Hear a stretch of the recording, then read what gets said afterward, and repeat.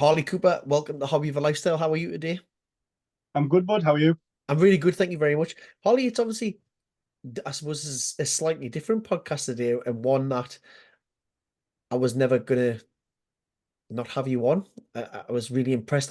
So people who are watching or listening, I met Harley maybe 2 weeks ago at a work event. I was doing a talk for a local college and whatnot, and this young man approached me afterwards and started quizzing the podcast and asking about it, and then give me a little insight into his journey so far. And you know, I was actually really taken back. I thought it was fantastic that someone so young on the starting out in their, I suppose, in their career journey when it comes to personal training and whatnot, had that confidence to come up and ask about the podcast and ask questions. So, I was never not going to let you come on to share your journey. So thanks very much for your time today. Really appreciate it, Harley.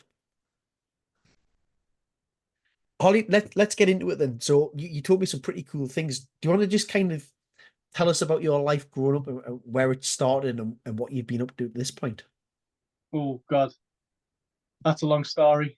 Um, so I've always lived in one house, like I told you. Yeah. Um, but I did actually grow up on a caravan site, playing literally any sport you can imagine: football, rugby, even things from like frisbee. You just Yeah. find right on there, and you just go along with it. You'd find a tennis ball, you'd fling a tennis ball for a few hours. Um, it could literally be anything. You find a cricket bat in a bush, and you'd end up using the Yeah. tennis ball. Typical So, child, just but having that outdoor quite a large influence by outdoor play. definitely. So I've always been sort of an active person, Yeah. done anything, whether it's I could even find a guitar and use it as a cricket bat. Like it doesn't matter to me. I'm moving and doing things. Um, that's what keeps me at ease, really. Yeah, yeah. But a lot of obviously in the last 20 years or something, a lot of the mental health stuff's come out, and Yeah. people have been talking about it, and sort of you tend to find trends in certain people, and I think in myself, the trend I've found is if I'm not doing anything, I start to just think too deeply and I get inside of my own head. So if Okay. I'm doing anything, it takes my mind off it. As long as I've So got something on, then I'm not sport and focused. physical activity is very much your outlet and helps you combat Oh, against that overthinking. yeah, 100%. And I think it is for a lot of people. And it's starting to come out in the last few years that everyone's sort of finally finding their way of coping or of enjoying life. Yeah, of course. It's no longer a taboo subject, and and rightly so. It's easier for people now to talk about that quite openly without being judged, Yeah, and yeah. it's exactly where we need to be. When we were talking and you approached me after the session, you had spoke about a few of the things that had been going kind of on in your life growing up, and there was a particular element, you talked about that you kind of turn your hand to any sport when you were playing out as a child growing up and whatnot. And the fact that you said you grew up kind of in and around the caravan site, so you were exposed to so many different cultures and just different ways of life. But one of the things you talked about me was the kind of you're pretty decent when it came to being on a scooter. So Yeah, yeah. talk us through that journey, because that was one of the things that really sparked my imagination when you were talking about that. Actually, it's something that you see so many young people doing now, and actually you see a lot of older people doing it, is getting involved as well. And I think because of the accessibility of certain electric scooters now, you see them flying here, there, and everywhere. So just give us a little bit about that journey. Yeah, so I mean, I guess it started from an injury. So going back, I've always played football all throughout my life, since I was about 4 or 5, and I was roughly 10, and I was at said caravan site. I was on a tarzy, so I've What swung. people are doing with Tarsies, it's a swing, rope swing. Yeah, swing. Yeah, sorry, I'm talking as if I'm talking to one of my pals. I don't know it No, go for it. down here. So it's a swing you hold on with your hands as if you're at a water park. Um, and I've swung out, and there's about a 10 foot drop. So obviously it's scary. And I've swung back, and obviously you're supposed to let go and get off. I've not let go, swung back out, and fell about a 10 foot drop. And in the process, injured both of my Achilles. All right. Playing football 4 times a week from the age of 5 till 10 to having my first injury and it being both my Achilles, something that you need to run. Yeah, yeah. Um, it was very, very rough. I tried to play football and carry on, and I couldn't do that. So then that's when I met one of my friends who rode scooters, and he sort of got me into it. I always had scooters, but not like the stunt ones, not Yeah. the high grade, high performance ones. So ended up buying one off Facebook Marketplace at the age of 10 or 11. And it was just cheap, £20, rusty, bolts were hanging off, wheels were D-hub, anything you can think of. And I just went and I just enjoyed myself. I've grew up with, like I said, you'd find any piece of equipment. So a £20 scooter, to me, I'm going to use it to the best of my Yeah. ability. Oh, well, this, that, and the other, I'm just going to use it. So from the age of roughly 10 or 11 till about 14, I rode, oh, it must have been at least once every other day. Once Okay. every I'd rise. And you just go and you'd have fun, and then someone else would come and they do something that you can't do, and then you'd want to do it. So you Right. fling yourself off X, Y, and Z, and over that period, going every other day, just barely even trying to get better. You just do because it comes naturally if you're there all of the time. Yeah, of course. Immersing yourself in it. Yeah. So after I think it was 2 years, I ended up being sponsored by God. I don't even remember the name. Feels like 20 years ago, even though I'm only 18. It was a clothing brand. So I was sponsored by a clothing brand to wear their items Well, while recording videos at the skate park. So their outreach obviously gets better. They see the clothes. yeah, People of will come. course. How does that come about, that opportunity? You know, you talk about you're just kind of down at the skate park with your friends and you're practicing your tricks, you slowly get back. Were you at the time making videos as well, uploading them onto social media? So I was obviously TikTok used to be something else. So we never really used TikTok when I was let's say 14. It was all Instagram. Right, I okay. remember the old Instagram badge, the old logo, it wasn't purple or whatever. And I remember going in it and I had what phone did I have? I had an iPhone 5C, the one that everyone used to rave about, the one with the coloured back. Uh, To be honest, I've got a good few year on your Harley. Didn't have phones when I was growing up, so yeah, young viewers, they'll understand what I mean. yeah, they will. When the first came out, the iPhone 5C, it wasn't silver anymore. You could get colours. And I remember taking all of my videos on that, and it was literally just for fun. Just post it on Instagram. Um, Right. do whatever you can. You'll have your friends in the videos. They'll be doing things that you can't do. You'll be doing things they can't do, and just try to broadcast what you can do the same way anyone does now. But it was literally just because of the love of the sport. Yeah, and from doing this, did the clothing brand get in touch with you, or what was that? How did that play out? So they actually DM'd me on Okay. Instagram saying they'd like to sponsor me. And obviously, it must have been 12 or 13.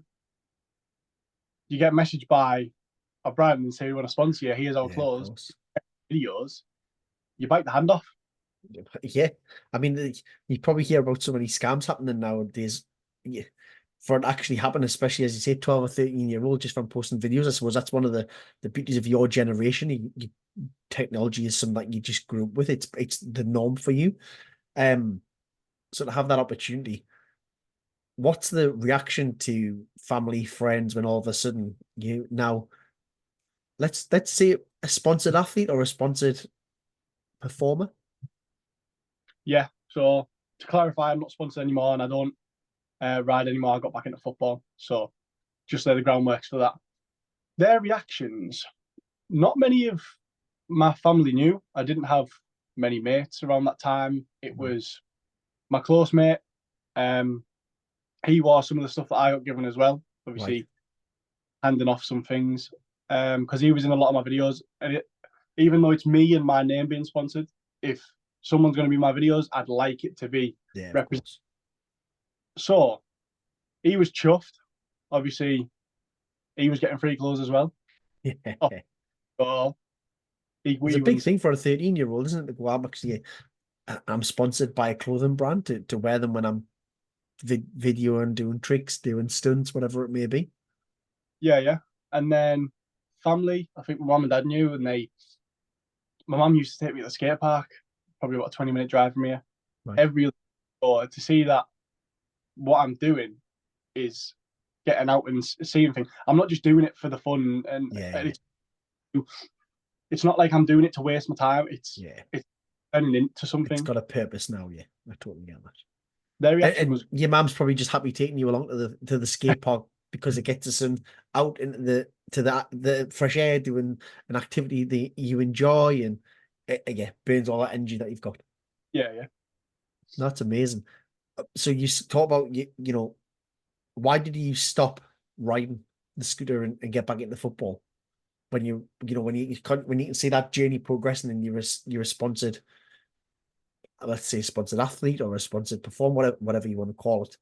You're being sponsored to do something. I don't know. Is there a career opportunity there to push that on, keep doing the videos, or was it very much a case of actually, as a child, and I've been a child, I know certainly between those kind of 11 to 14, I tried loads of different sports as well, and they fizzled out. Was it just a case of that was the same for you?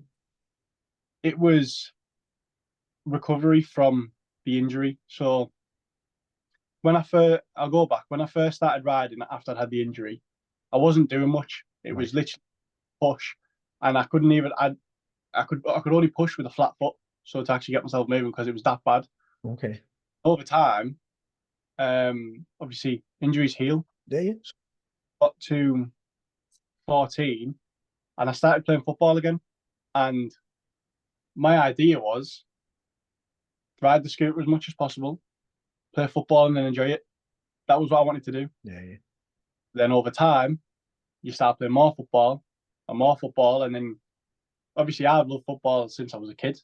So getting back into that and being able to play again, it feels like the world's your oyster. So it was easy for you just to kind of go give up the clothing brand, keep what I've got. That's kind of run its natural course now. Thank you. It was just a kind of a clean break. I guess so. Yeah, it was sort of a natural progression. Yeah, of course. Back into football and I'd play once a week, and then it'd end up someone else would ask me to play football, so then I go with them, and then go to skate park, and then it was Yeah, like right again and again and again. So it goes eventually, on. you're replacing the football Yeah, with the park. and that kick, that injection or kickstart again to playing football has led you down the college pathway, and you've just qualified and just finished. So congratulations on that. Tell us about your journey now. What's the next steps for you? So as you said with college, I've been there for 2 years, just finished. So I'm qualified PT, qualified gym instructor. I've got loads of other backup qualifications, so things like specific classes. Yeah, Uh, I've got a mental health awareness qualification as well. amazing. And that's the career path I'm going down. So I want to be a PT. I'm going to be a PT. Good I think mentality. massively on the book, which is the law of attraction. And you, it says, and people persistently say, you speak how you want it and it'll come true. So I'm going to be a PT because I haven't,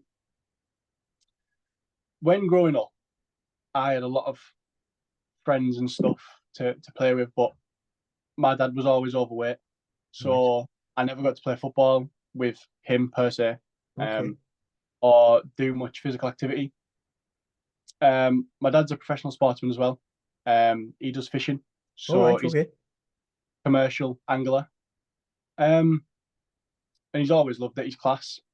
Just the weight side, obviously, health issues, not just um, indulgence in food, but it's health problems, and I never got that. So I think everyone's scenarios and positions are different. Um, but for me to be able to understand what people are going through when it comes to the parents or their children, and I Yeah. can change, that's something that I will jump at in an instant. So that's If very I could, much your motivation for getting into kind of the personal training world, into the sport physical activity sector, is the experiences you've had as a child. You want to maybe help parents get out of that position so they've got that opportunity to spend time and have fun, play with the children, but also for those children who maybe haven't had it, you want to be that role model moving forward as well. yeah, that's exactly that. Wow.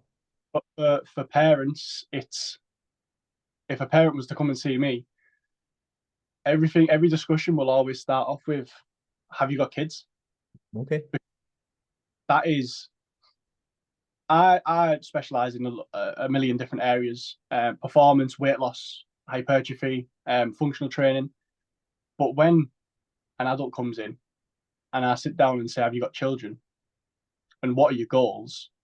My head instantly goes to, when you leave here after training with me for however long of your choice, I want you to be able to move properly. I want you to be pain free in everything you do. And if your ability to play with your children, or do anything of that sort with family, that is the goal when they leave. That is what I would like to see if that is their goal. It's quite a tremendous mindset to have as a young man at 18-year old, as you say, very much at the beginning of your career journey.